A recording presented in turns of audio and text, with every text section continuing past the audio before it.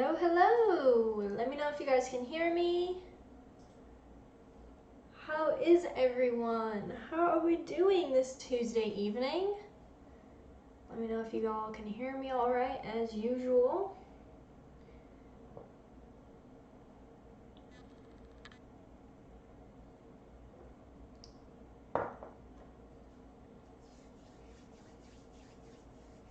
We are here to rage.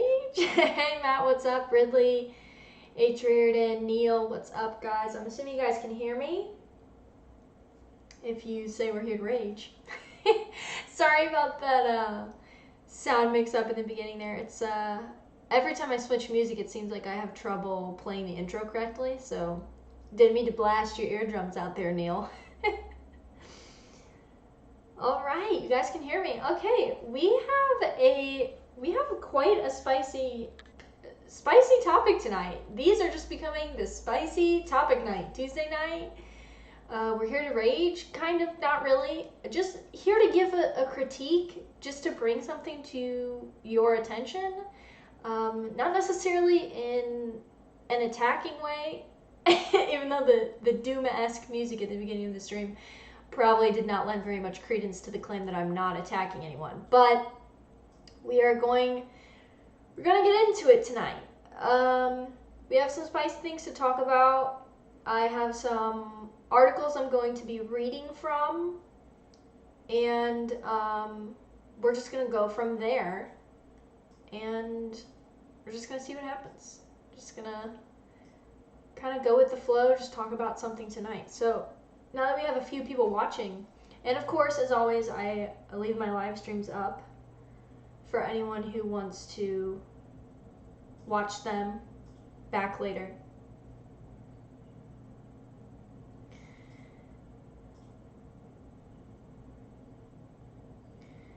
All right, so I'm going to show you guys what I'm talking about. So a Twitter account was brought to my attention. As you guys know, back in February I was kicked off of Twitter, but I have to talk about this, and there are things that exist to do with this group outside of Twitter, so I have to talk about this, and so that's what I'm going to do. So we have, you guys know I'm a boomer when it comes to tech. Came across this Twitter account called Gen Z GOP. GOP stands for Grow Our Platform, and this is their website.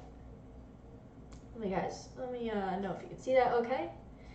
This is their website. So Gen Z GOP Grow Our Platform, their mission, according to their own website, is to encourage the Republican Party and larger conservative movement to address the concerns of Gen Z Americans. Spanning from the mid-1990s to the early 2000s, Generation Z is the largest generation in American history, and it is most affected by the decisions of our country's leaders. Not sure I agree with that, but currently, the Democratic Party and the progressive left holds a monopoly on the narrative and solutions for core issues of Generation Z. Now, that I can absolutely agree with. We can get more into that later. That does not have to be the case. We want to change that imbalance. Gen Z Grow Our Platform works with Republicans at the grassroots level and with thought leaders to ensure that all Republicans prioritize the issues that matter most to Generation Z. Now, up until this last line that I'm going to show you guys, I am like on board. The youngins, I was, college age at one point. I completely understand wanting to get involved with political activism and for politicians to say things that feel relevant to your generation and all that. But here's the problem. We good, guys? Stream did cut off. All right, well, that's not weird at all. Can you guys hear me? Am I back? Okay, we're good. That's not weird at all. It's kind of freaky, judging by what I'm going to talk about. Anyway, that was very weird. Never had connection issues before, ever. Now suddenly I'm talking about this and there's connection issues. Very weird. Okay, anyway, full disclosure, I am a millennial. So I don't want anybody thinking, oh, I'm trying to like paint myself as Gen Z or like anything like that. Absolutely not. Judging by this, I don't want to be associated with Gen Z. We'll get into that. I'm millennial, so that's coming from my perspective. I was born in the early 90s.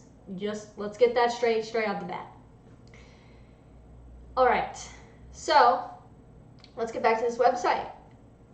So this is what I am most concerned about when it comes to this website. This website focuses on something called the 4 E's. And the 4 E's are environment, entrepreneurship, education, and equality. Now, the number one issue I have with this entire concept, if you guys have watched my last few live streams that I've done, is of course going to be equality. So we're going to cover that first, and then obviously on face value, entrepreneurship, environment, and education, how could I possibly have a problem with those?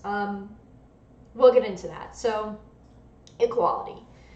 So before I go into the 4 E's, now you guys know what their mission is like stated as. We're going to get into these in a second. I want to read you guys excerpts from a few articles because I'm looking at this website and I'm like, okay, on face value, like equality is cringy. These are pretty cringy, but like, who cares? It doesn't really seem like it's that big of a deal. Young people are just trying to get involved. What's wrong with that? Well, on face value, like I said, nothing, but there are some issues that I have, which we will get into. Now, I don't have screen share on for these articles, but I'm going to put the screenshots on the screen here. So the first article that we're going to go over, you guys can look these articles up for yourself. Don't take, if you're watching this back, don't take, my word at face value. Obviously, do your own research on this group. I will say pretty much from all the screenshots and things I've been getting sent on Twitter, this concept, this Gen Z new vision is not going well. And as you can see from the title of this article, this is a disaster. Now, the 4 founders of this are listed on this article. This is an op-ed that they wrote in the Boston Globe. And the 4 founders are from Massachusetts. They wrote this op-ed in the Boston Globe. Like I said, screen share is not on for this, but this is the article that I am reading from, you guys. I just linked the article that I'm reading from in the chat. I'll make sure chat is up on playback for this, so those of you who may be watching this later can click that link and follow along. I will just be reading from this, and as you can see, the title of the opinion piece that they wrote. Now keep in mind, this was the piece that the founders of this organization penned to present their mission and their ideas. And the title is, It's Up to Gen Z to Chart a New Vision for the GOP. Okay, on face value, doesn't sound bad, great, young people are getting involved, whatever. Then the subtitle is just abysmal. Our generation cares about climate change. We believe in LGBTQ plus people should be free from discrimination. We believe immigrants help uphold the vibrant American tapestry. Now, if I was reading this to you and not telling you that this was allegedly a GOP Republican, the people that they are targeting are young conservatives and Republicans, allegedly, okay? Keep that in mind. Keep that in the back of your mind. It's very important. If I didn't tell you that, you would not think anything I am about to read in these 3 articles is targeted at conservatives and Republicans. Now, here's the problem. And I saw people on Twitter pushing back against anyone criticizing this organization, saying we shouldn't be attacking fellow conservatives, we shouldn't be attacking other Republican organizations because it looks bad. And I have gone over this time and time and time again. You need to gatekeep your movements. You have to. For those of you who don't know, I may have some new viewers watching this live stream back. I'm an anarcho-capitalist libertarian. I do not associate with the Libertarian Party. I don't support the Libertarian Party. I have a video up on my channel if you want to know why I don't. I am not someone who tells people not to vote, even though I'm an anarcho-capitalist. I encourage political involvement, especially when it comes to local politics and voting defensively locally. If, let's say, your taxes are going to go up, vote down the taxes, obviously. Vote what's best for you locally. I'm not a proponent of democracy. Those are just my basic views. So keep in mind, I have no vested interest in the Libertarian Party. I'm not attacking these people because I don't like the Republican Party. That's not what this is about. This is about exposing what, in my opinion, is probably the best example of subversion, and this is going to be happening a lot after Trump. It is probably the best example of subversion that we have. Another thing you need to know about me before I get into these 3 articles, I did not vote for Donald Trump in 2016. I did not vote for Hillary Clinton in 2016. So before anyone says, oh, she just likes Trump, whatever, I did not vote for Trump in 2016. So I'm just pointing out obvious subversion where I see it. I do it with the Libertarian Party. I do it with everything. This needs to be done. And if you're a person that's sitting there like, we shouldn't attack conservatives and fellow Republicans, first of all, why don't you let me read you these articles, and then you can obviously see that this has nothing to do with conservatism. Michael Malice says conservatism is progressivism driving the speed limit. These people, if the speed limit was 60, these people are going 160. This is not the speed limit. These people sound no different than mainstream progressive thought. You will see that as I read this out. That is what these people are doing. And another disclaimer, I feel like I'm gonna have so many disclaimers in this video. Another disclaimer, I don't have a problem with young people getting involved in politics. I just know from personal experience, as someone who was a young college-age person, getting involved in political activism and really being a part of something and thinking that, political activism is a substitute for intelligence and making a difference, actual difference in the world. It's not. Not to say that it has no place, but I feel like young people especially get so caught up in political activism that they try to reinvent the wheel. And that is what I think Gen Z GOP, this organization, is trying to do. Nothing that they say in any of these articles, regardless of your opinion on if this is true conservatism or not, nothing they say in any of these articles is reinventing anything. In fact, it's repeating talking points of progressives for decades. Being generous, decades. So, I'm not directly attacking any of these people. I'm letting you know exactly where this organization is from. Essentially, this organization looks like TPUSA, except they hate Trump. So they're not reinventing anything. They're spitting out talking points and acting like they're doing something. And what's scary is I say they act like they're doing something, but one of their missions is to affect policy in Washington, D.C. and politicians. And they've already been in contact with Republican lawmakers to enact some of these policies that I'm going to read you, and that's terrifying. So let's just get into it. Then we'll get into people that are actually on the staff. Woo! Some of the things people that are on their staff have said are very scary. So let's go over what the basic organization is first. And like I said, I'm reading from this article. I'll put it in the chat again. This article is in the Boston Globe. This was right on July 20. This was updated. This article was updated as of July 25th, 2020. So, let's read this. I'm just going to read you guys this article because this is in their words. Keep in mind, this is not me saying this is what they stand for. These are in their words. And when I say this is the best example of subversion, I mean like modern, like currently, modern times. These people are essentially doing what neocons have done in the Republican Party for decades, which is subvert actual conservative values. So, here we go. The article reads, "You cannot tell me this is our guy," in quotes.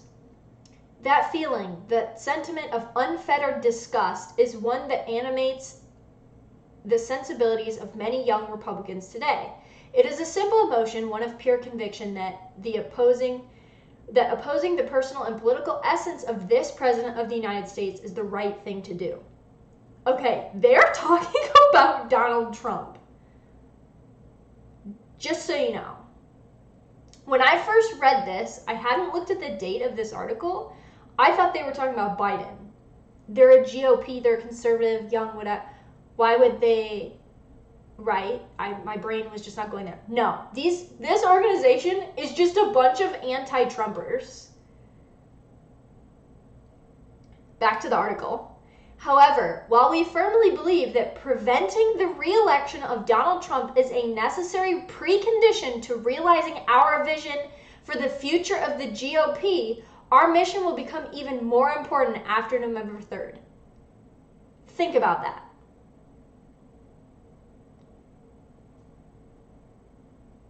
These people who started this organization believe that realizing their vision for the GOP means not letting Donald Trump get elected. Well, congratulations, he didn't. Congrats, I guess. Very weird thing to say to a bunch of people who claim to be conservatives. And here's the problem that I have with this. I know a lot of people are going to be like, well, not all conservatives and GOP like Donald Trump.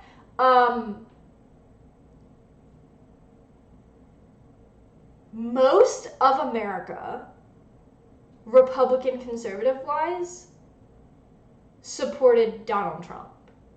In fact, he even clearly got some Democrats to vote for him in 2016. I find it very strange that if you're coming from things from a strategic perspective, that you would even still be talking about 2016 and still be angry about Donald Trump. Maybe it's because a lot of people in the Republican Party like Trump and you're mad about it. I don't know, but I find it so weird. This is reflecting to me the same attitude that progressives have about Donald Trump. Like, if I read you that sentence, we firmly believe preventing the re-election of Donald Trump is a necessary precondition to realizing our vision for the future, and didn't add of the GOP at the end of that, who does that sound like? That's very weird, guys. It's weird. It's very weird. These people are absolutely obsessed with Donald Trump. It's mentioned in every article I'm going to read you. They're anti-Trumpers. Curiously enough, but not really curiously enough, people on their staff have positive tweets about Mitt Romney, Mark Rubio. Half of them actually, I shouldn't say half. At least one of the founders knocked doors for Marco Rubio in 2016.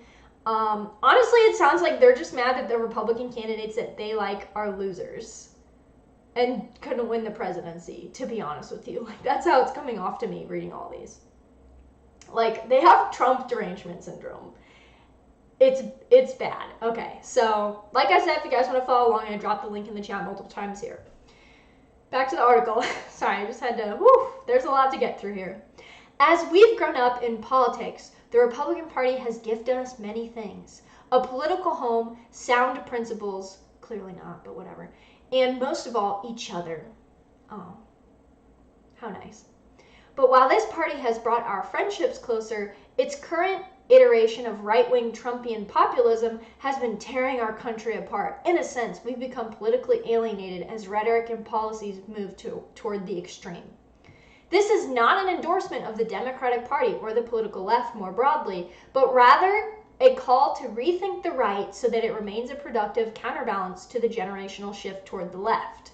It has become increasingly clear that the party that introduced us to politics no longer represents us. The GOP under Trump has lost sight of its values, has failed to engage in productive discourse, and continually neglects policies in the best interests of our country and generation. By embracing Trumpism, the Republican Party has sacrificed its values and any belief of limited, sensible government. With gross negligence of the rule of law, the president has undermined our nation, which has long stood as a beacon of liberty. He has sought to surgically divide the nation by embracing the tribalism that confuses political opponents with personal foes. Rather than heeding the advice of advisors and experts, the president has taken a dangerous approach of undermining the hard work of civil servants. Thus, the reality of short-term electoral calamity for Trumpism is a moral responsibility for our generation. Not only must we reject the politics of hate and division, but we must also empower young voices. Our generation cares about climate change. We believe LGBTQ+ people should be free from discrimination in our laws and in our social circles. We believe that immigrants help uphold the vibrant American tapestry, and we believe that while there may be policy differences, there should be a basic set of facts that the American people can accept as we tackle the issues of our time. The current embrace of gaslighting and nearsighted thinking has torn our party apart over simple realities and facts. How is our party supposed to engage in discourse over policymaking if we cannot even come to an agreement on what the facts are in the first place? For too long, our party has failed our generation on the issues that affect us the most. Gen Z needs a palatable alternative to the political left, which today's GOP has failed to provide. Notably, the conversation around climate change within the party needs to move past whether it exists or not to how we can offer realistic, innovative solutions as an alternative to the infeasibility of the Green New Deal. If the GOP continues down this path of rejecting facts and consequently failing to offer up forward-looking policy decisions, Gen Z voters will increasingly feel pressured to move further left. This is why we are launching Gen Z GOP. We seek to provide a platform for other Gen Z Republicans who have felt ostracized by the GOP under Trump and who seek to provide a new vision for the party's future. It's up to our generation to chart a new vision for the future of the GOP and the country. With a new approach, we can truly achieve greatness in the future together. Now, these are the four founders, Mike Brodo, Ryan Doucette, Samuel Garber, and John Olds. John Olds is the current executive director. We're going to take a look at that on the website. Okay, so that's just the first article, guys. That's just the first article. So essentially, the reason that they launched this is because they don't feel represented by the GOP under Trump, and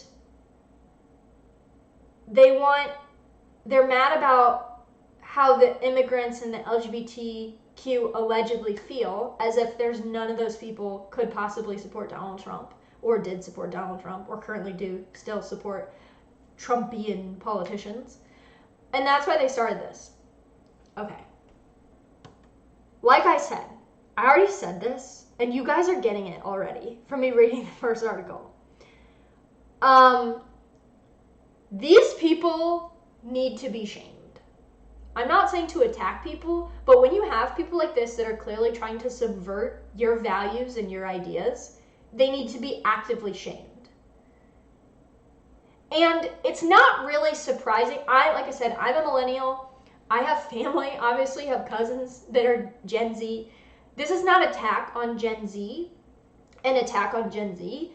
but it's not surprising to me that my generation was a daycare generation. Gen Z is a daycare generation. What I mean by daycare generation is our parents, not my parents, but a lot of people's parents in millennial and Gen Z, we as a generation, 2 generations essentially, were raised by daycare workers as soon as we were old enough to just be shoved in a daycare, and then by public schools or private schools, aka not our own parents.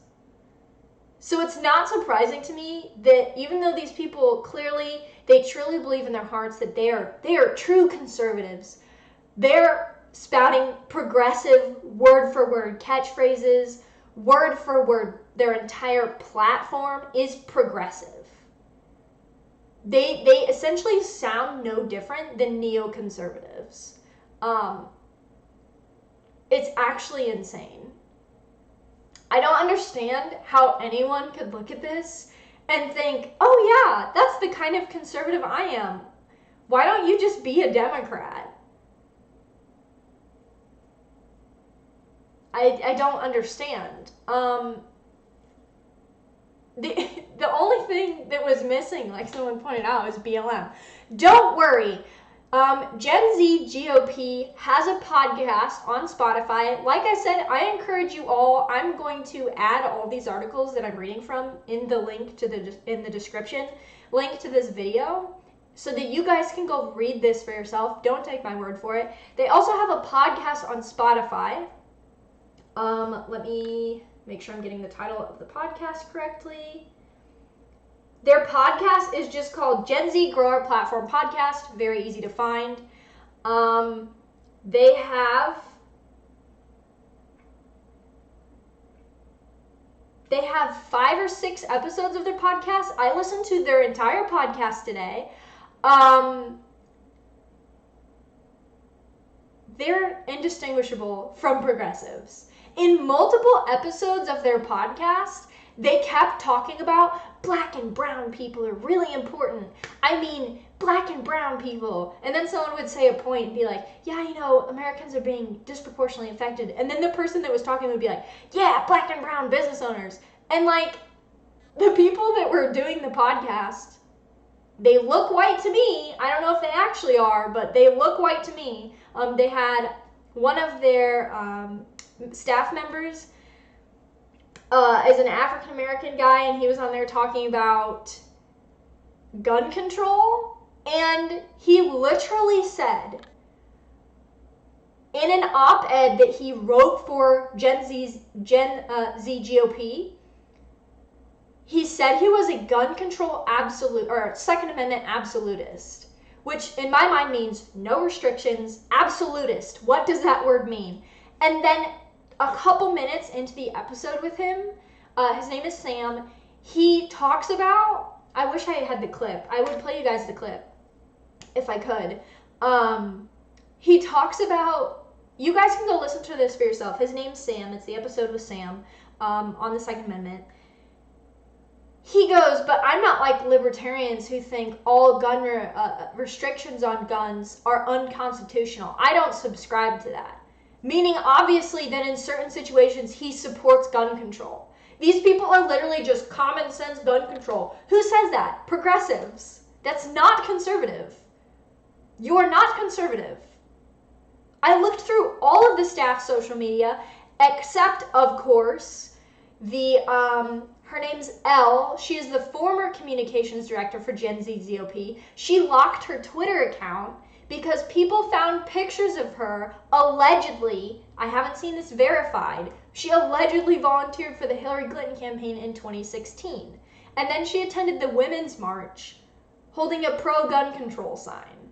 She was on staff. She's not currently their communications director, but she was.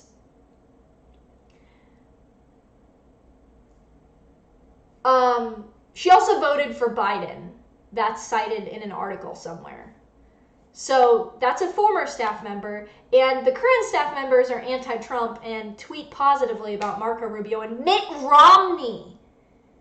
How out of touch do you have to be a conservative and still respect Mitt Romney? I'm not even talking about his anti-Trump stuff, just as he's evil. Like, I don't understand how anyone, libertarian, Republican, Democrat, whatever, could respect Mitt Romney as a human being. I just genuinely don't. Like, do I need to make a video on why no one should respect Mitt Romney? I will do it. Conservatives that I know, Republicans that I know, that voted for Mitt Romney back in the day, do not respect Mitt Romney. These people do. At least one person on their staff, the executive director, has a tweet positively tweeting about Mitt Romney. They are just praising, I don't understand. Someone in the chat said no leaf clover in the chat said voted for Clinton and Biden but claims to be conservative. Sounds like someone from Orange County, California. Yeah. Here's the thing. Another thing I noticed about these people. Now you guys know me. I'm in the Midwest. Most of my friends are Southern. Just put it out there. Most of these people on staff, from what I've seen, I'm not saying all of them. The 4 founders are, I think according to this article, they're all from Massachusetts. 4 young Republicans with Massachusetts roots. Yeah. All of these people are Yankees, guys. All of these people are Yankees. It's a bunch of Yanks, like, supporting and, like, praising neocons.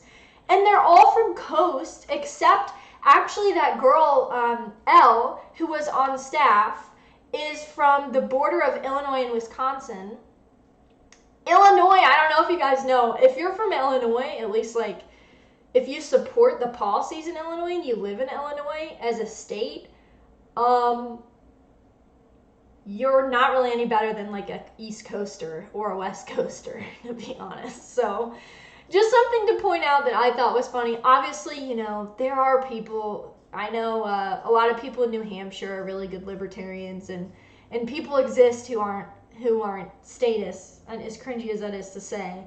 But it was just kind of funny to me that a lot of people on their staff are from the coasts. Not really surprising, just something curious. So let's get into the second article that I wanted to go over. This really speaks to them being anti-Trump. Again, I will link this in the chat for you guys, so you guys can follow along if you want to read along with me. This is on Boston.com. Now, that first article, I will, just to draw attention, that first article was written or penned by the founders.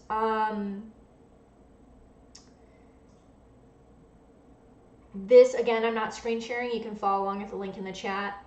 This is on Boston.com. This is just about how this organization came to be.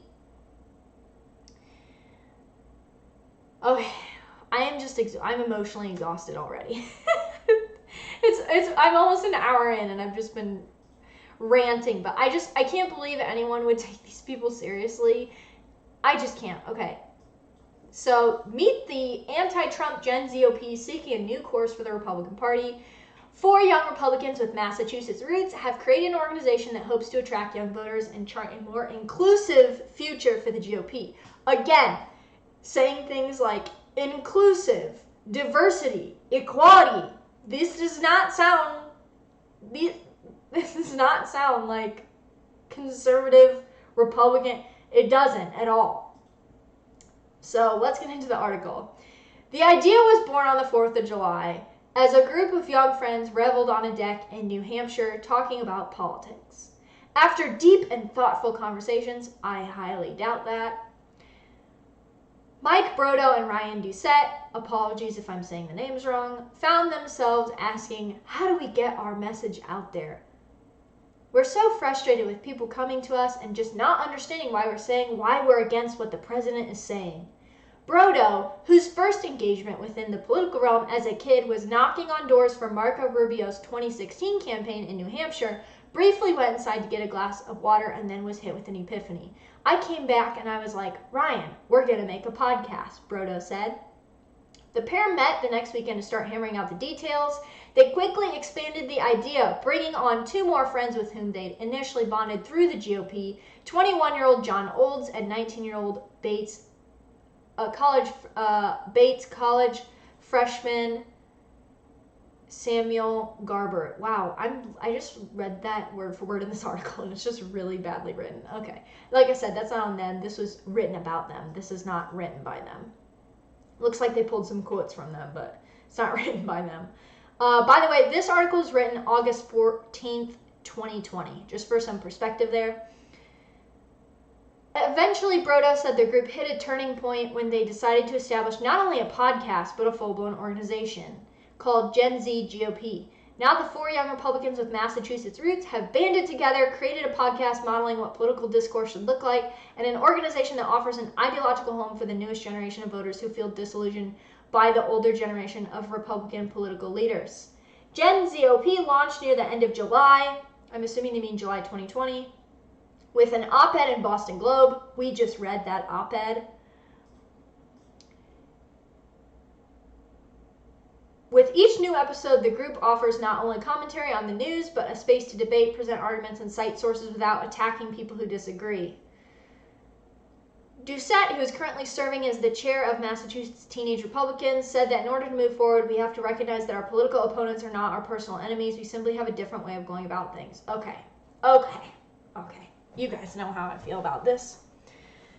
So multiple times, within just these 2 articles, we have heard that people who are our political opponents are our personal enemies, and Trump just wanted to divide people.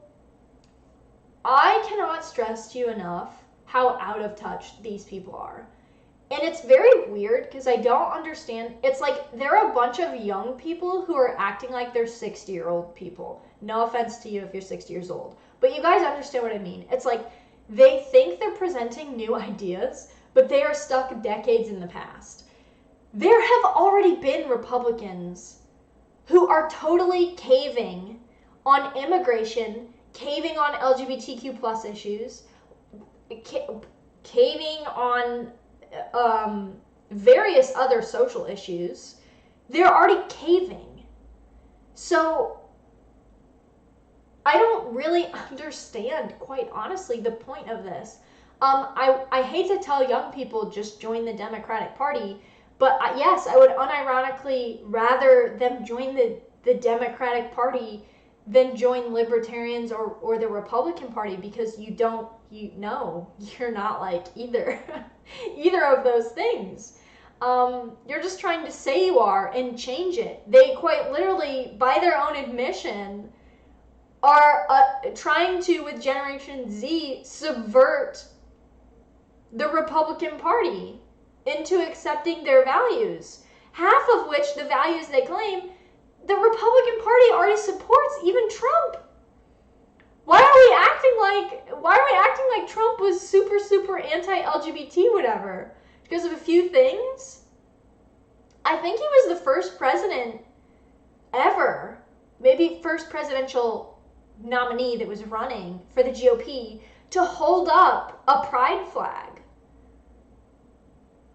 I mean, the talking points that they're spouting are not any different. I feel like I'm just repeating myself because I am, because all of the points that they're making are exactly the same over and over again.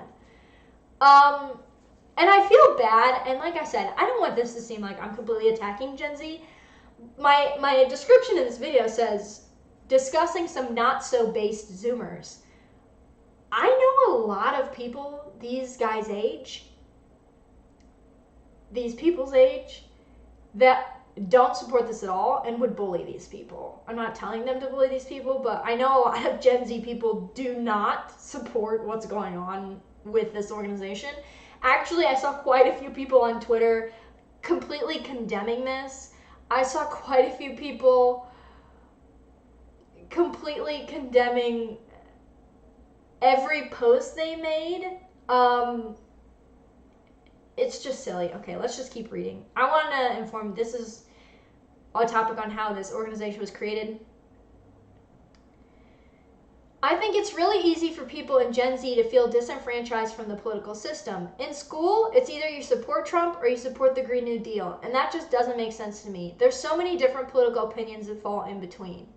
As their organization's first line of action, Garber, who worked on the Republican Governor Charlie Baker's campaign committee, said that they hope to reimagine political dialogue and discourse, which he tends to do by embracing the philosophical idea that nothing can be loved, hated, agreed with, or disagreed with until it's first understood. And you learn about it, and you have a conversation about it, and you listen to people, and they listen to you. Brodo added that it all boils down to needing to do a lot less winning and a lot more learning. What?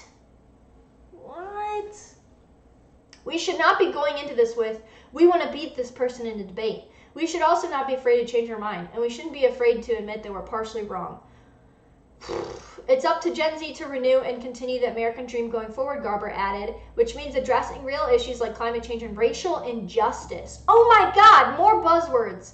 I am telling you guys, there are so many progressive buzzwords in these, who is penning this for them? It's like they're not actually writing it.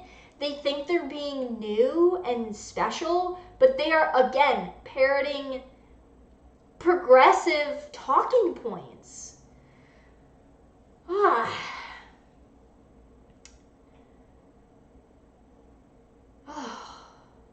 Sorry. This is it. Cass in the YouTube chat said it sounds like it hurts you to read this. It does, and I read these earlier. This is not you guys are not saying this is not a fresh reaction. This is ugh. At this point, I'm debating people in my own party on what is real and what is not, he said, and I don't think that can stand any longer. As their movement grows, Brodo added that they're very aware of their lack of diversity, starting as a group of 4 white men. Okay, let's go back to the website. So, he's correct. They did not have a lot of diversity in their founders. Let's pull up the website again. Let's go to their staff now. So this article was written, when was this article written? This article was written in August of 2020. And currently, leadership. Here we go. Here's their staff now, okay. John Olds, this is one of the original founders. Sam Garber, Ryan Doucette, these are all 3 original founders. Sam, this is the guy I was talking about that says he's not for gun control, but then says he doesn't agree that all gun laws are unconstitutional. Okay. Patton Byers, this guy looks white. I don't know. Like I said, these people look white to me. Ali Chun, VP of, again, sorry if I'm mispronouncing anybody's names. I'm not even sure Patton Byers was correct. Anyway, Ali Chun, VP of Communications. This was the position that Elle, the girl that used to work for the Clinton campaign, allegedly, and attended the Women's March and has locked down her Twitter. This was her position. Allie, it seems, has replaced her. Also, last time I checked, Allie has also locked down her Twitter. They're having a bad time, guys. Victor Hernandez, there we go, some diversity. Maggie, oh Lord, they just put her on here so I can butcher her name. Kabila, I'm not even going to try to say that, you see it. VP of Digital Communications. Adrian Livingston, VP of Research. Carter and Caitlin. Okay, so we have, let's see, let's count them. Okay, 1, 2, 3, 4, 5, 6. So 50% of their staff look white. I don't know if they are white. I don't know.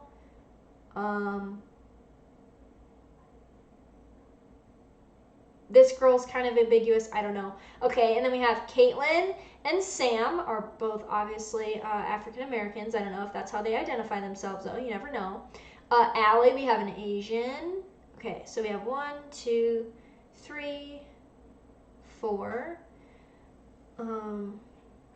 4 minorities out of 12 people. Not bad. I can't believe we're doing this, but like, this is what they're doing. They're like, okay, we need more diversity. How many people can we get? Okay, we have 1, 2, 3, 4 women. I'm just gonna say something. I don't want to make any judgments, but I'm gonna make judgments. What am I saying? I'm not trying to make judgments, but if they really want diversity, this is me being, I'm joking, guys, just so let me preface this, I'm joking when I say this. To me, I did not see when I looked through anyone's Twitter profiles that they were LGBTQ+. And if you want to have some diversity on your executive staff, I would suggest getting some LGBTQ+ individuals to really rant, maybe like a trans person, like get someone in there to really write about the policies of those people. And maybe someone is on their staff and I just don't know it, but to me, looks like they don't have that, so might want to put that in there. See, this is what you have to do when you're like, diversity is really important. Okay, so They started out as 4 white men, and now they have 4 minorities and 4 women on staff combined. So they're doing pretty good on the diversity thing until someone comes along and says you need more. But you know, they're making an effort to really try. So I guess kudos if you give a shit about that. Oh,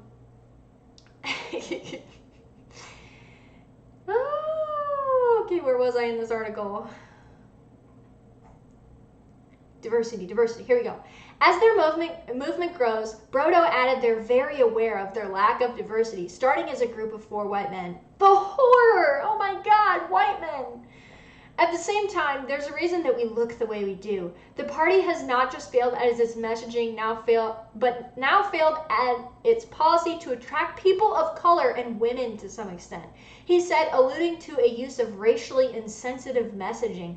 Our message is not rooted in hate and division. We're not going to use any of that. We embrace these problems and these challenges as real. Brodo said diversity is an issue they seek to address in their budding team, having already added several members outside their demographic. He said their messaging will also appeal to people regardless of their background. Oh my god. Why? Guys, this is physically hurting me to read this. Oh. I'm in pain. I'm in physical pain.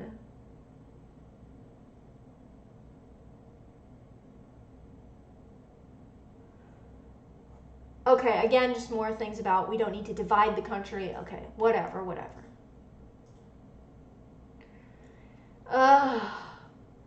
Okay. So, I've been talking about buzzwords this entire time. We're going to read the most. This is the 3rd and final article that I have. This is the most buzzwordy article. You guys can follow along at the link there in the chat. This is on Boston University's website.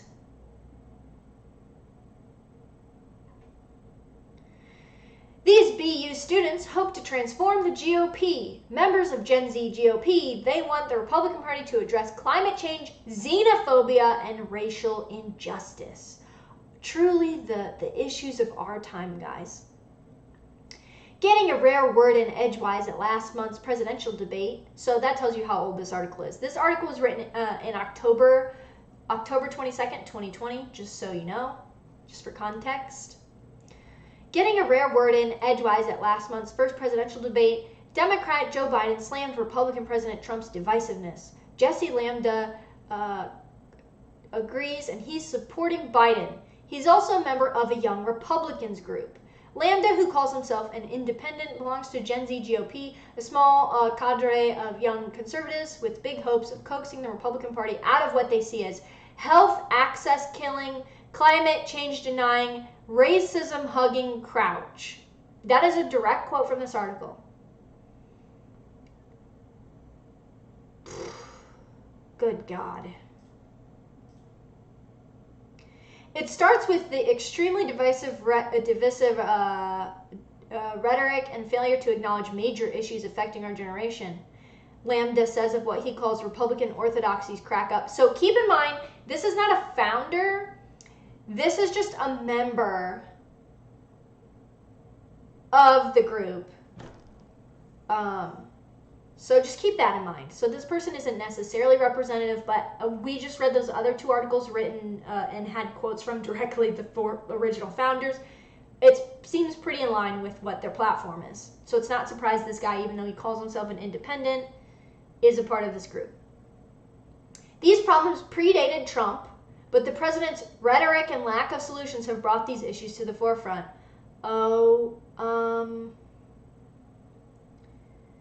BU, that's Boston University's only other Gen Z GOP member, Jacob Binal, agrees. Okay, so both of these guys are members of this, it's basically a chapter of this place at Boston University. There was a lot of anger in the pre-2016 primary era. People were looking for something to blame for their challenges and were tired of politicians and just wanted change, and Trump easily fits into that scenario. He saw that opportunity and took it. That being said, had the party had another nominee, I think the situation could be very different. See, that's what these people aren't fundamentally misunderstanding. are fundamentally misunderstanding. It sounds like these people don't have any concept or understanding of why Trump actually won in 2016. Like, they're completely confused by it.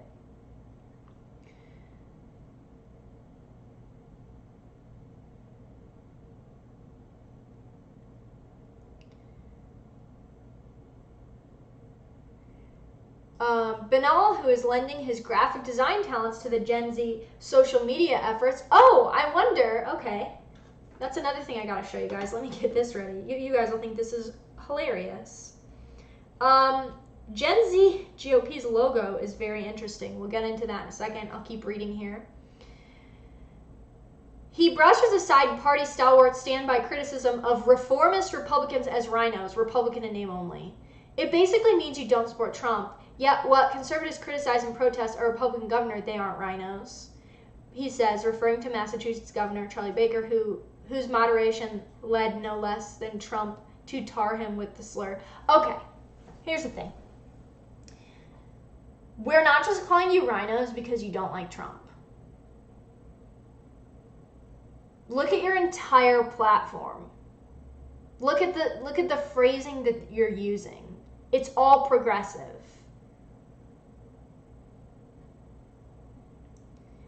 To Banal, that's the political pot calling the kettle black. There's nothing at all rhino about criticizing a president who has expanded our deficit, expanded the power of the executive branch through excessive use of executive order, actively worked against free trade, etc. This president is quite literally a rhino. That bill indictment showcases some of the concerns that keep Gen Z GOPers from simply registering as Democrats. Okay, so the Green New Deal is more of an economic overhaul than a climate-focused plan. I have witnessed the Democratic House and Senate unable to pass comprehensive legal immigration reform and unable to compromise last year with Republicans when a sweeping bill was close to being passed. While the fringe elements of the right spout hate and intolerance, I would also add that those on the far left are quick to cancel or disparage those with a differing viewpoint. Okay, so basically they feel that they're not joining, these guys in particular, feel that they are not joining I just read ahead in the article, my brain's gonna explode. They basically are like, well, the left's too divisive and the right's too divisive, so we're gonna do something else and try to change the GOP, is what I'm getting. As for the bullying, dismissive behavior that the incumbent president displays, Lambda contrasts the approach of another Republican and Trump nemesis, the late U.S. Senator from Arizona, John McCain.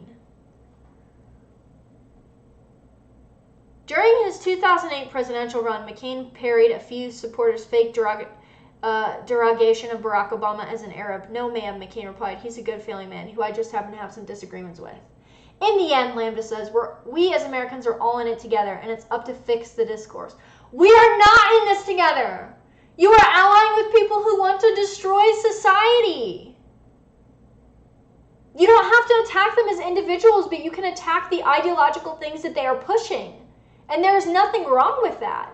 There is nothing wrong with calling out ideological things that are destroying a society. There's literally nothing wrong with that. That's not divisive, it's just true. Look around you. Do they not teach you how to open your eyeballs in school anymore? Look around, take a look around, what's happening? Clearly not. This is just the most psyop-y thing I have ever seen. I mean, for God's sake, they're praising John McCain. Now we can add John McCain to the list. People in this organization are praising John McCain, Mitt Romney, Marco Rubio. My head's gonna explode. My head is actually gonna explode. Also, I would like to say, that's actually the end of the article there. He ends the article by praising John McCain's handle of politics. Incredible. Absolutely incredible. That's the last article, thank God. Okay, now we can just chat. I'm going to show you guys the logo too.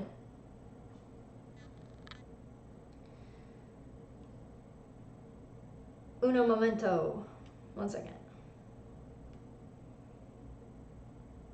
I have to show you guys this logo. I started laughing so hard because I immediately recognized it, okay?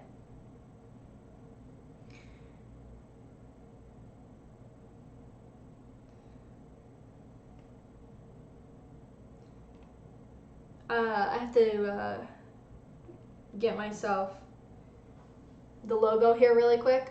Yeah, so I'm gonna go back and read your guys' chats. So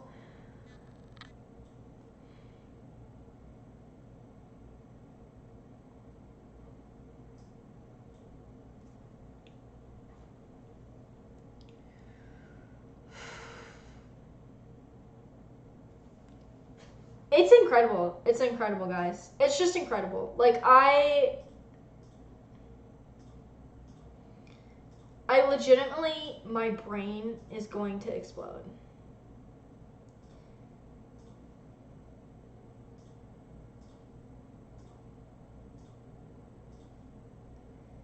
And wait till you guys see this logo. So we heard that that guy, I don't know if he's the one that designed this logo. I don't want to be like blaspheming somebody, but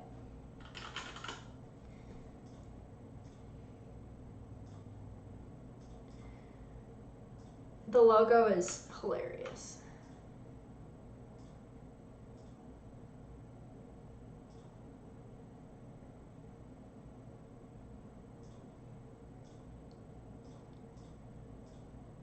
Okay, there we go.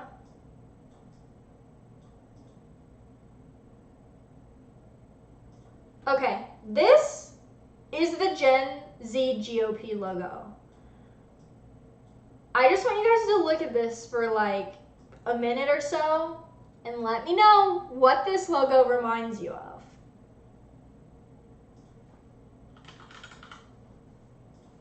Because it reminds me of something very, very familiar to me.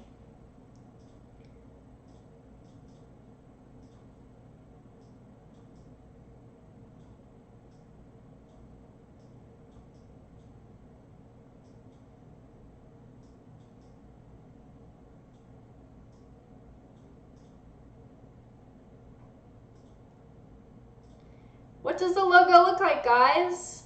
This is what the logo looks like, guys. It literally is the arrow from Hillary's logo. What? Now, I'm sure it's a coincidence, right? This is a coincidence. This is a coincidence. It's fine. It's just a coincidence. They didn't do this on purpose.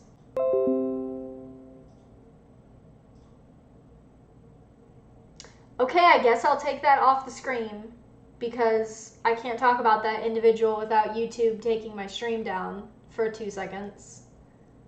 Am I back? Can you guys hear me now? So let's go back to the website because I know, like, reading articles, yes, the one article was the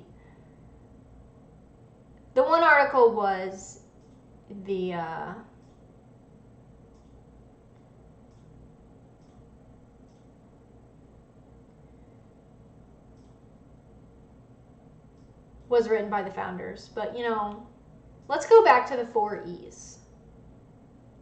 Yeah, my stream almost got, yeah, that was interesting that my stream went down at that point again. Weird. AG Cass in the YouTube chat said, so they're like TPUSA but worse. Yeah, they are literally TPUSA except they don't like Trump, so they made their own thing, essentially.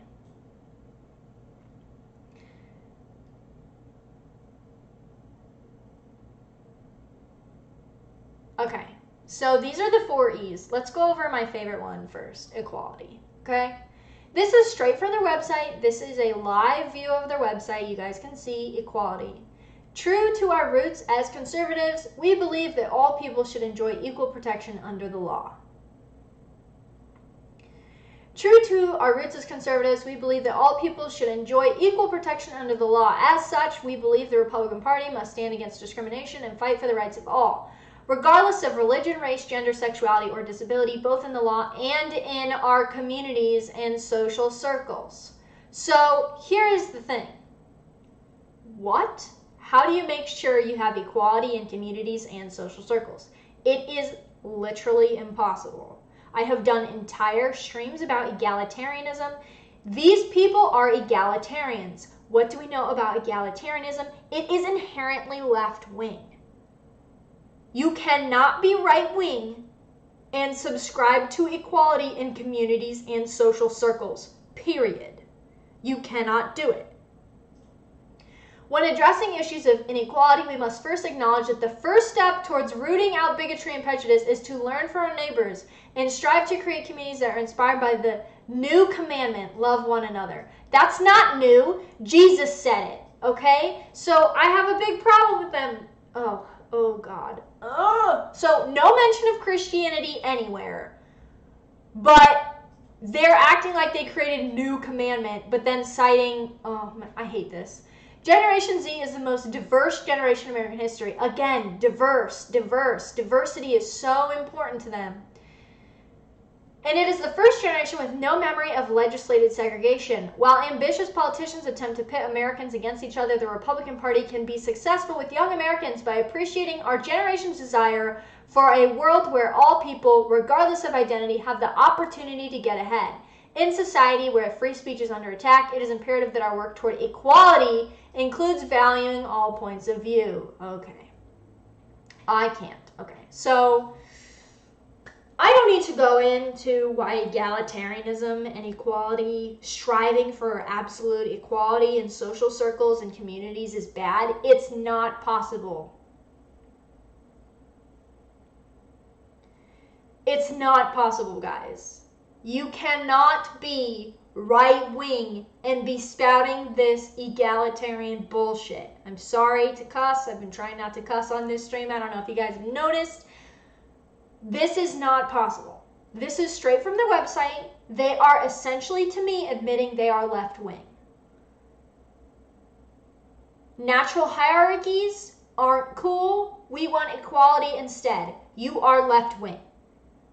Get out of the GOP. Leave the Republican Party. Be purged with the neocons. Goodbye. You are not right-wing.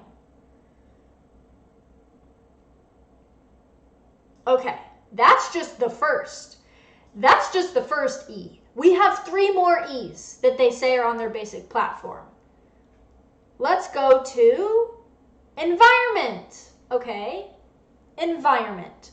Now, I want to get something out of the way. I don't necessarily have a problem with people caring about the environment on face value, but let's read what they actually say. Protecting the environment is a proud part of the Republican Party's history.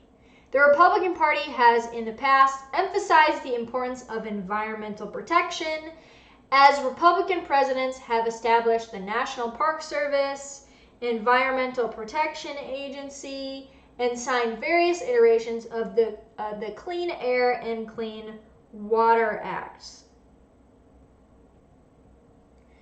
When Republicans communicate solutions for a cleaner planet and show empathy for the concerns of future generations, they will have moral and electoral success. Today, the issue of protecting our environment too often centers around bad ideas and outright lies. Climate denial and climate doom are 2 sides of the same misguided coin. The Republican Party must be oriented toward concrete results in contrast with the left's infeasible policy proposals. This will allow us to better preserve our beautiful country and the natural wonders God has bestowed upon us. Okay, that really doesn't present any solutions, though. That's what's so weird. I know this organization started in 2020, but you would think that they would have something more, we propose this, not just like, we need to care about the environment, but not the Green New Deal, but we like the National Park Service, and we have tweets on our Twitter praising Teddy Roosevelt, but not the Green New Deal. We want to care about the environment, though. It's very weird. I've done an entire stream on how environmentalism is one of the biggest masks put on big government. Clearly they say they don't like the Green New Deal because it's big government, but I would love to see how they're proposing that we institute environmental restrictions on people in their land without it becoming a big government thing. I would love to see that. Love to see that. So now we go to the 3rd E that we're going to cover, which is education.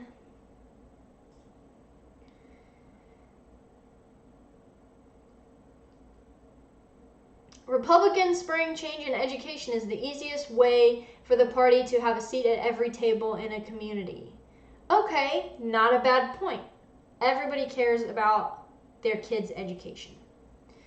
Politicians at the state and federal level have long attempted to provide better educational choices and academic freedom for our children and families, but these solutions have not closed achievement gaps and provided the level of opportunity needed for Gen Z to get ahead. Okay, so already we are hearing rhetoric, close achievement gaps, as if there is a world where all communities can receive the same level of education. Not possible. As Republicans, we must speak out about how we intend to lower the cost of college and better position all students, this is what freaks me out, all students to become great workers, citizens, and community members. This is so creepy. Become great workers and citizens. Yes, yeah, we already have the Prussian model of education. That is the system of education which the United States education system is based upon, and it has been disastrous for intelligence and achievement in society. The Prussian model, which is what our education system is based around, is crushing the souls of children nationwide, and you are repeating what the Prussian system is meant to do, which is make them into good workers and citizens.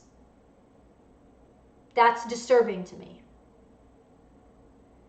As the majority of Generation Z is currently in school, there is a desire for changes and reforms that the Republican Party can and should offer.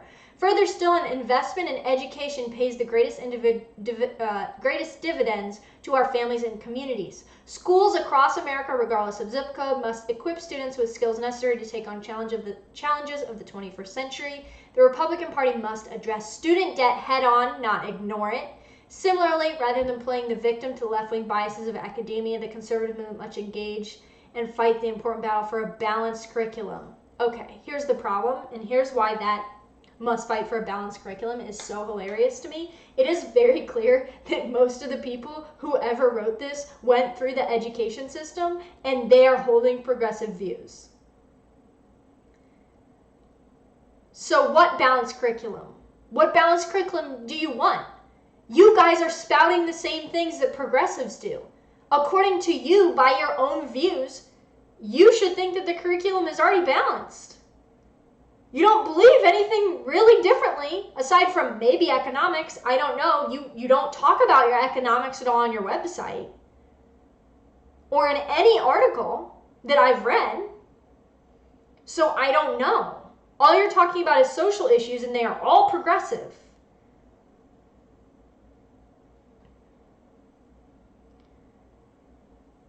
Very, very bizarre. Very bizarre. Let's go to the fourth and final E. Entrepreneurship. Again, entrepreneurship sounds great to me. Completely agree. Entrepreneurship is good. Generation Z values the ability to pursue our dreams which the Republican Party can't support. Okay. Many young Americans do this by being their own boss, creating, owning, and growing a business. Generation Z will also hold the most bachelor's degrees of any generation in history. This is not a flex. This is terrifying, considering bachelor's degrees are useless. They are essentially useless. Again, equating education in standard education systems with any metric of success is absolutely absurd. We have to get away from this. We have to get away from this. Republicans should see this reality as an opportunity. We must be ready, willing, and able to help the most educated generation in the history of America. This is scary. No wonder y'all are so messed up. Because by educated, you mean indoctrinated.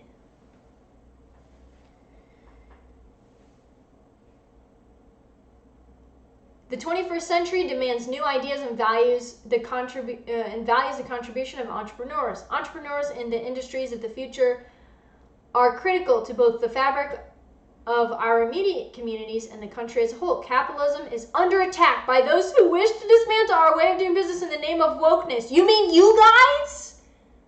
Because you're using woke language all over in all your op-eds, everything that's written about you, even here, sustainability, equality, education. Those are woke terms.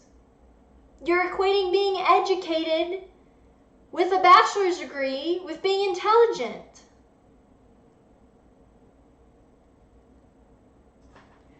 I will not eat bugs and I will not live in a pod, okay? I'm not doing it. Y'all are crazy. Generation Z also has a strong belief in purpose-driven enterprises. The power of markets and capitalism can be a driving force toward better sustainability, equality, and education. If Republicans and conservatives can communicate that they value these purpose-driven, Main Street enterprises, we can earn the trust of young Americans. The Republican Party must recognize that supporting our communities and entrepreneurs starts with Main Street, not Wall Street. Y'all literally just sound like Bernie Sanders.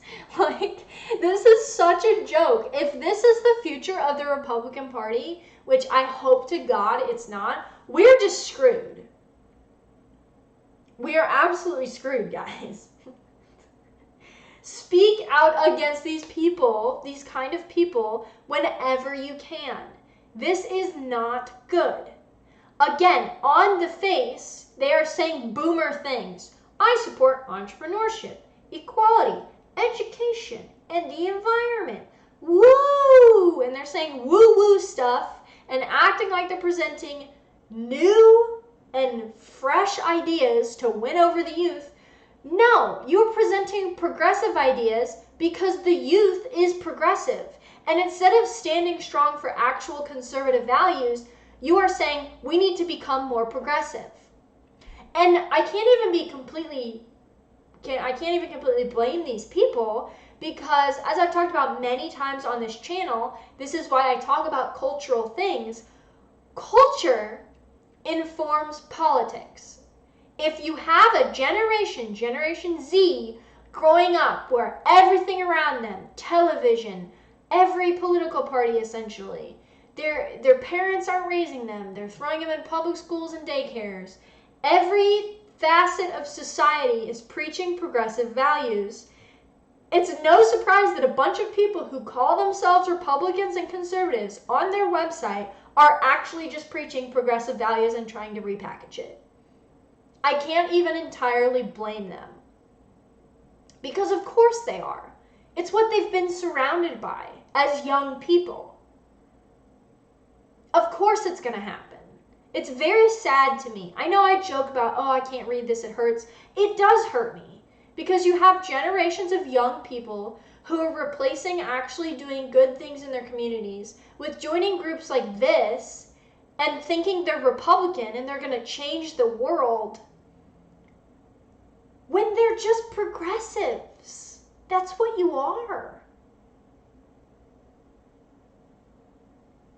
It's very sad. Very sad. You want to change? You want to change the world? Do you want to change the world? Stand for your values. Don't try to appease the masses. That's another thing. They're saying Generation Z is the largest generation and they want this. Who fucking cares? I said I wasn't going to cuss on this stream. It's going to happen. Happens when I'm passionate. Who cares? Just because Generation Z is the biggest generation and happens to be progressive, according to these people, again, not sure how true that is, because I know a lot of Generation Z is very conservative and in fact staunchly traditional Christian. Appealing to the majority does not mean that it doesn't mean you're right.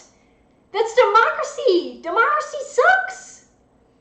Just because the majority says it doesn't mean it's good. Doesn't mean you should be appealing to that. You want to rouse people up, you say something different and you stick to your guns. Oh, sorry, maybe that's not a good example to use with you guys, because you guys are anti-gun. You support gun control. Again, not a conservative thing.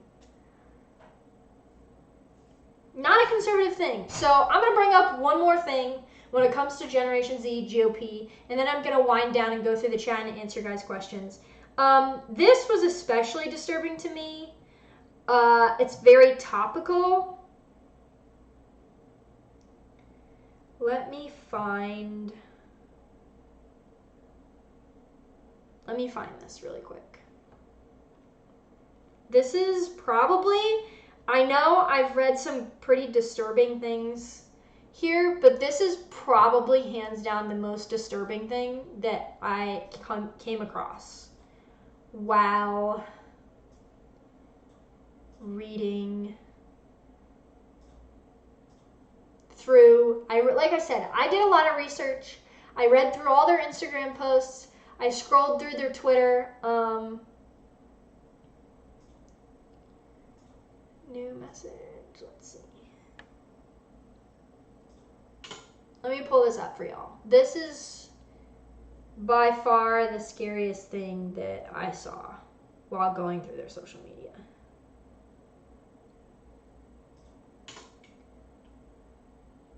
Oh, it's not sending because, okay, 1 second.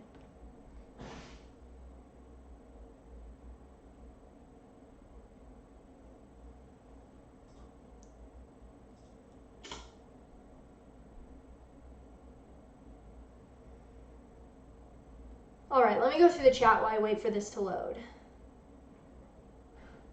And I will not be chipped. Yeah, I also will not be chipped.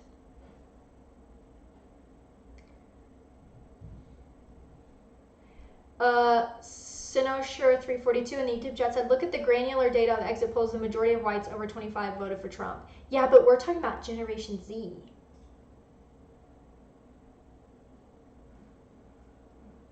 AG Cass in the YouTube chat said, what type of libertarian are you? This is the first time I've agreed with the libertarian.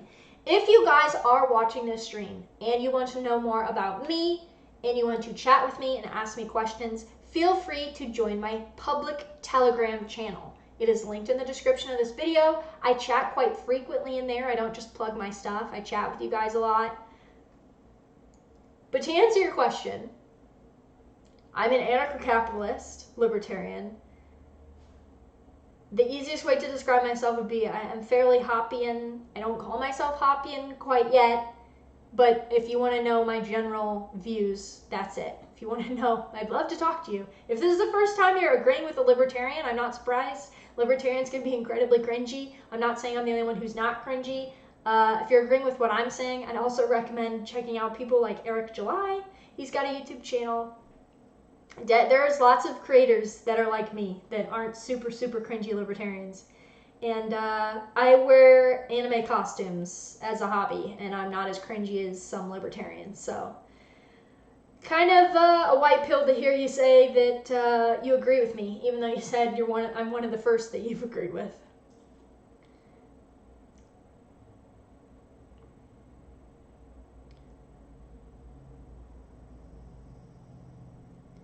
Sinosure342 in the YouTube chat said, if you split the LGBT vote into white versus non-white, white LGBT significantly voted for Trump, which is amusing to me. Interesting.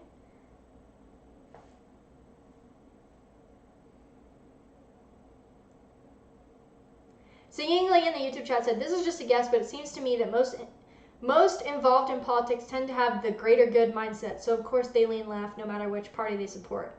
That is a fantastic point. A fantastic point. Let me save this, and then I can show you guys this, finally. Whew. Okay. All right, I'm gonna actually, I'm gonna put this on my main screen so I can talk about it while does she need me? Jeez, appearance.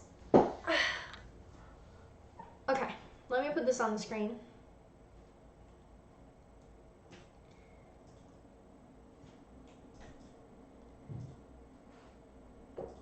Oh, don't puke on me. Okay.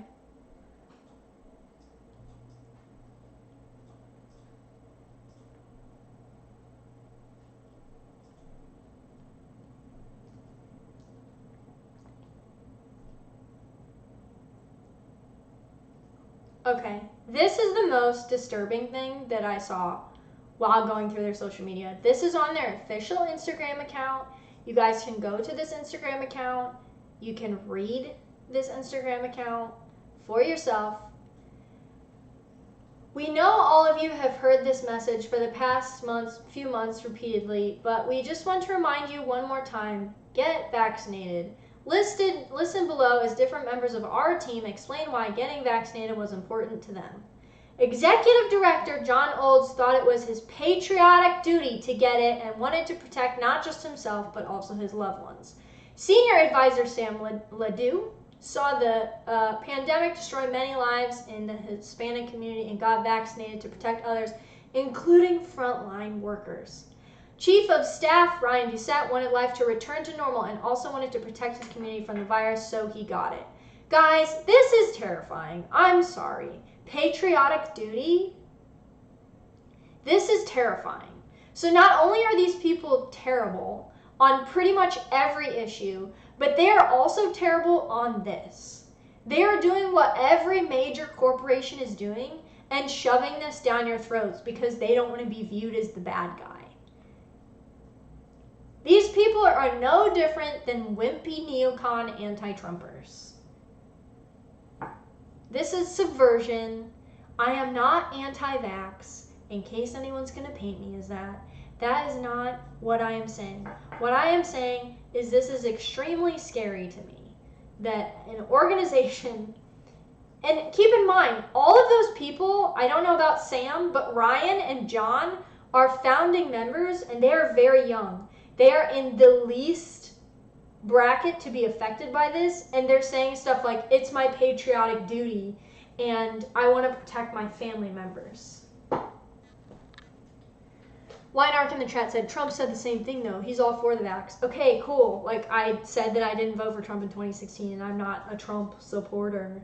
So I don't know what that has to do with anything I'm saying. I'm critiquing these people here, this organization here, who also don't like Trump. So I guess they do agree with Trump on one thing. Maybe they should change their mind since they agree with Trump. So this was that was very scary to me.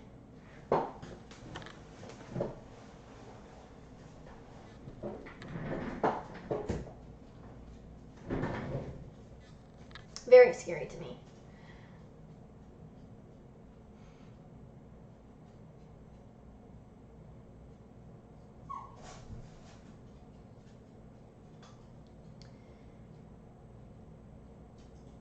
Like, the fact that most people are just completely fine with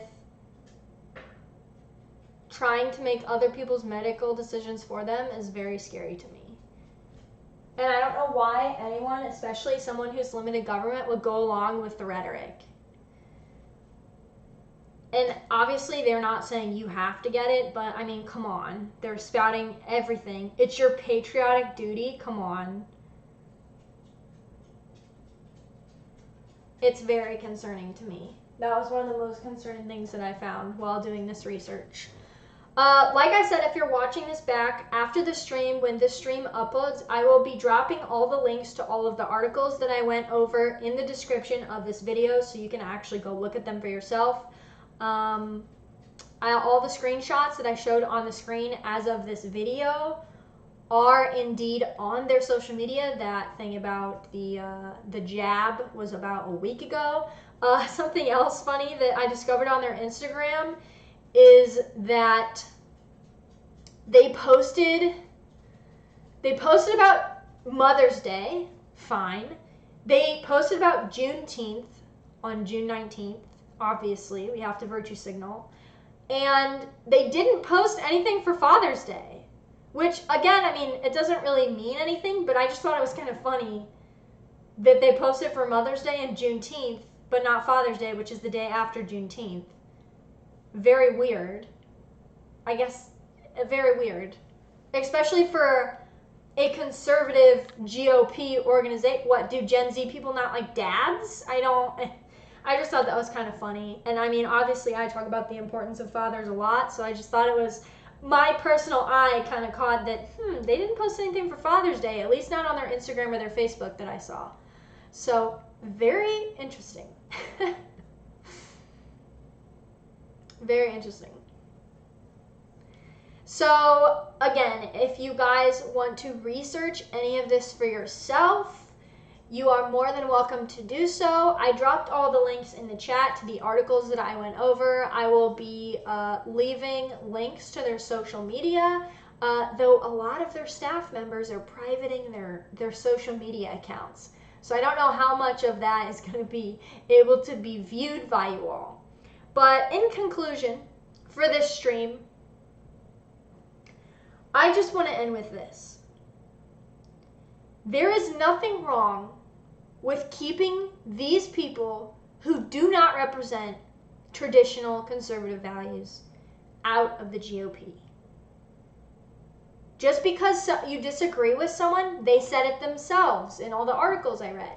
Don't make people you disagree with your enemies. Okay, fine, but make your own party. Like, get out.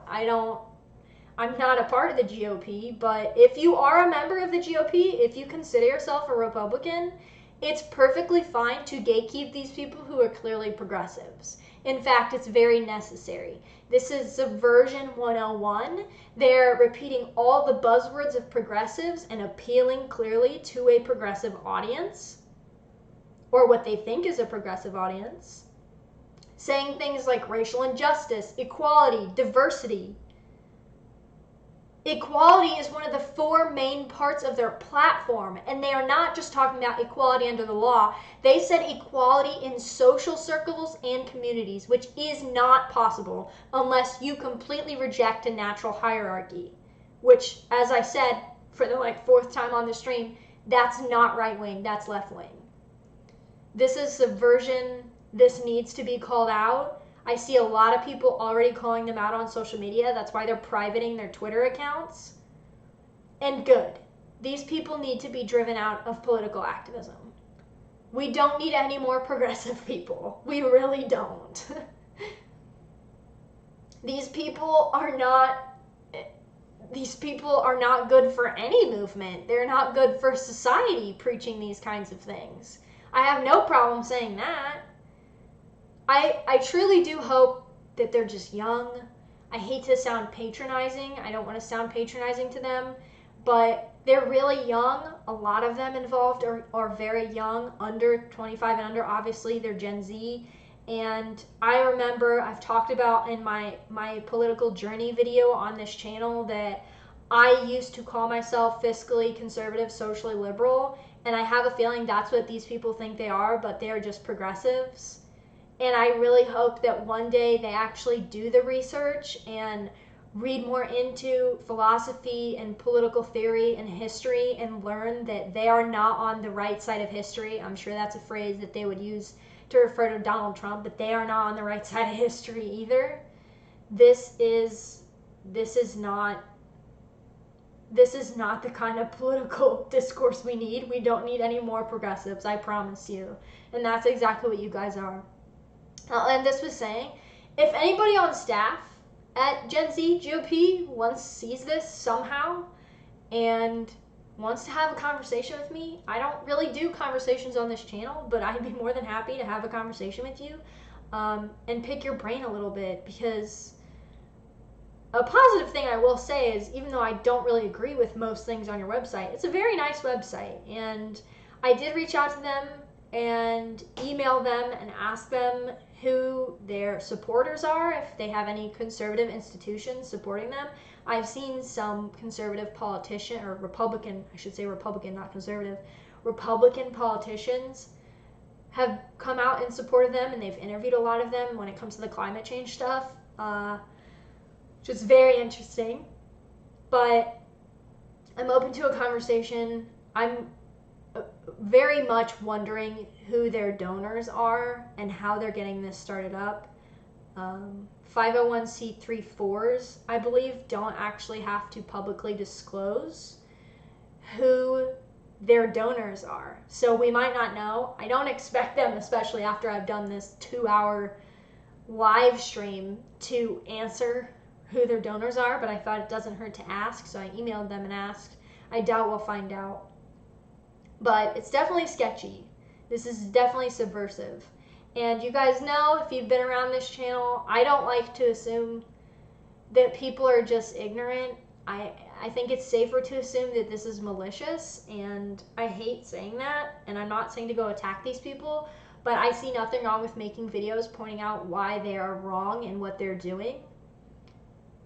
And it's very scary to me, and I don't think it's a coincidence that all these types of organizations, these conservative on its face, but when you actually read into it, progressive organizations, I don't think it's a coincidence that the GOP is being changed fundamentally. It has been being changed fundamentally since 2016 and has gone the route of populism and right-wing populism.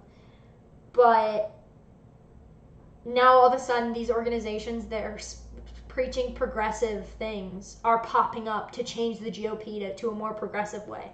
This is really a struggle. This is a struggle.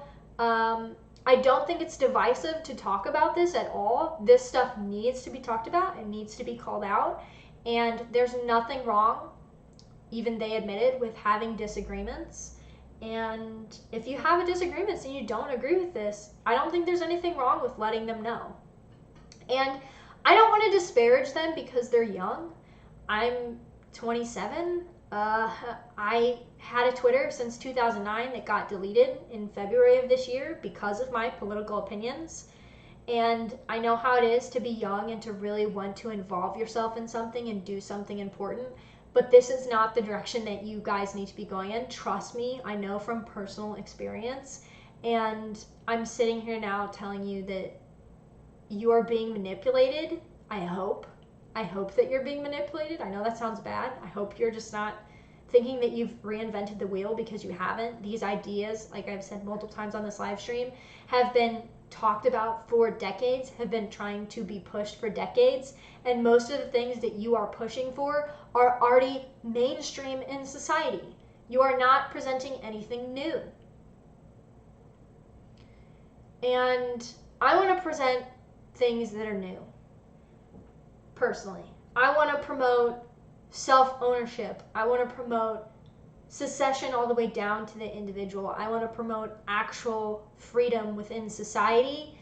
I want to promote social values that are going to create a society where people can flourish, and progressive values are not it. We have a lot of examples of this worldwide in our own history. It's not working. Something has to change. If you want to have a conversation about how we can move in a better direction, you don't have to be an anarcho-capitalist like me. I'll talk to minarchists, I'll talk to anybody. But this is not the way to do it. This is subversion, and I'm going to call it out when I see it.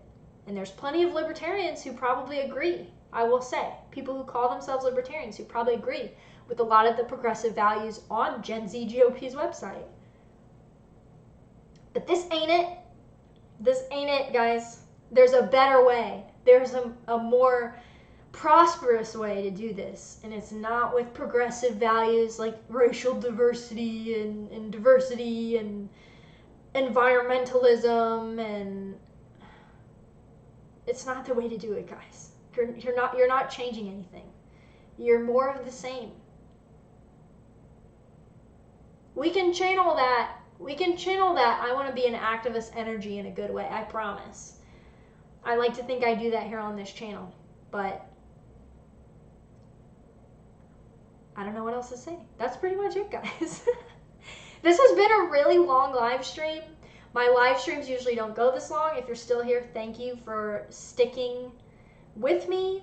If you are watching this back later and you still watch, thank you for sticking with me. As always, this live stream will be left up on my channel.